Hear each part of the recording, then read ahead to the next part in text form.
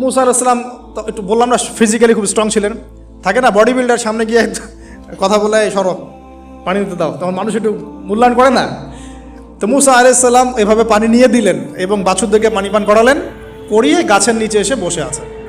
বসে বসে তিনি দোয়া করছেন, এই যে দোয়াটা তিনি দোয়া করছেন, রব্বি, একটা নেক কাজ করলেন, নেক কাজ করলেন না, মানুষের উপকার করলেন, নেক কাজ করে এসে গাছের নিচে বসে দোয়া করছেন, আল্লাহ এখানে তো আমার খাবার পানি বাসস্থান কিছুই নাই, আমি কি করব।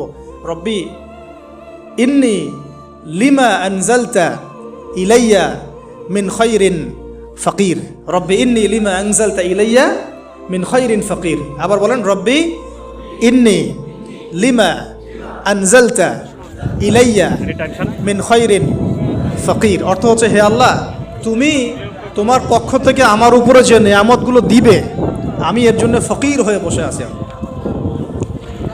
অর্থ বুঝে পড়বেন ভাই, নামাজ রোজা